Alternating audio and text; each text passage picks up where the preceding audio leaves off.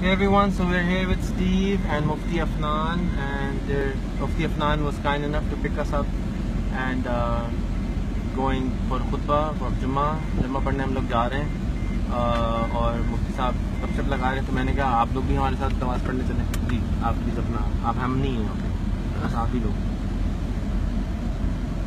अच्छा, as a Christian ये मस्जिद जा सकता है, कोई मसला तो नहीं? रसूलुल्लाह सल्लल्लाहु अलैहि वसल्लम के ज़माने में जो डेलीगेट्स आते थे वो मस्जिद में आप उनसे मुलाकात करते थे, तो इसमें इशू नहीं है। So I asked if it's a problem if you going to a mosque as a Christian. No problem. No problem. I told him that the delegates, when they used to come from the Byzantine Empire or from the Persian Empire, the time of the Prophet, they used to meet him in the mosque, in the masjid. It's no problem. Would it be a problem for you and your friends to watch you in the mosque? No, that's perfectly fine. For Steve, because people think Muslims are terrorists. So yeah, I don't know.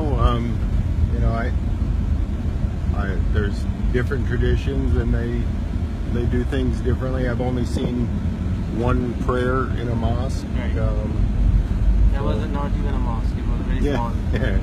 So it was interesting. My friends, I don't know. Maybe not.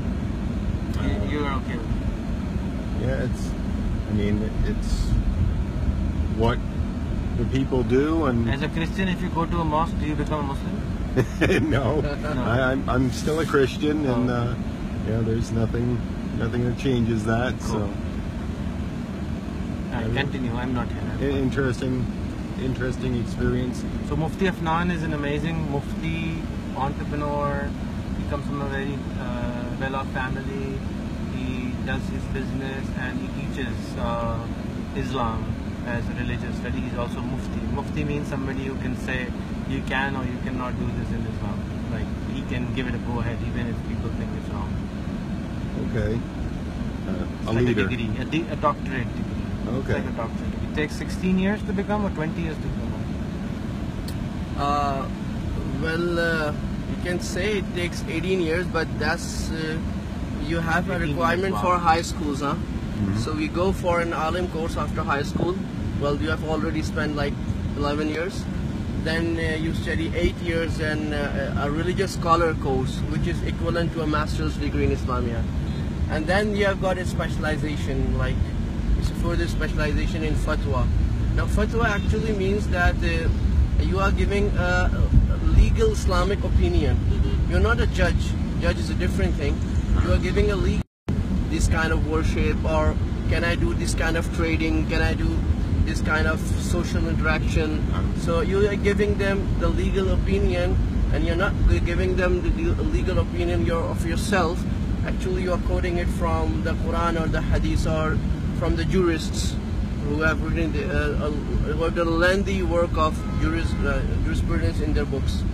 So a Mufti have to be well aware of the Quran and the Hadith, the Sunnah, the tradition of the Prophet, and the juristic works which have been done in the last 1200 years. You have to be aware of that. Most of them is in Arabic, but we can find it in Urdu also, like actually especially the modern work of fatwa, the fiqh, the Islamic law which has been done here in Pakistan and India. And then a Mufti has to be well aware of the society, what's going on, because if he's not aware of the society, he won't be able to give a clear, good, crisp fatwa. Like for example, if someone asks him a legal opinion about a medical thing, like can I do this kind of medical treatment, or well, I have to go to a doctor and maybe he have to see my private parts, so if it's allowed or not. So now giving a legal opinion in this kind of thing is you have to know the traditions and Islamic law, and you have to know the medical practice. If somebody asks you a question like, I'm doing this kind of trading in stock exchange, capital markets, so what kind of transactions are allowed in the capital market, what are not allowed? So you should know the Islamic traditional law of finance, and as well you should know the capital markets very well, because you won't be able to give an opinion on capital markets if you don't know the modern capital markets and the philosophy behind it. So that's the case. So every aspect of life, like I was talking earlier, do you think some Muslims might believe that they're not allowed to be friends with Christians or Jews or Hindus or any other religion, or they're not allowed to marry outside of Islam. What's the expert opinion? We have just reached the masjid, and my time is up. Oh, okay. Let's start the speech. Let's go. Thank you.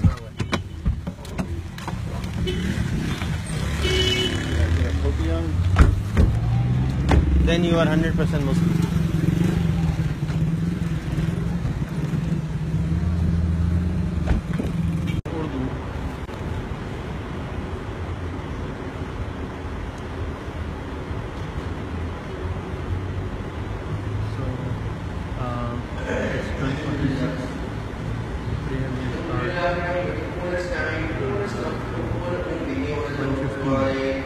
And as you can see, nobody's here to hear the sermon. He's going to come for the prayer part. Whereas the purpose of this is to have cleansing of the heart. Nobody shows up for the cleansing part. They just come for the other parts. Interesting.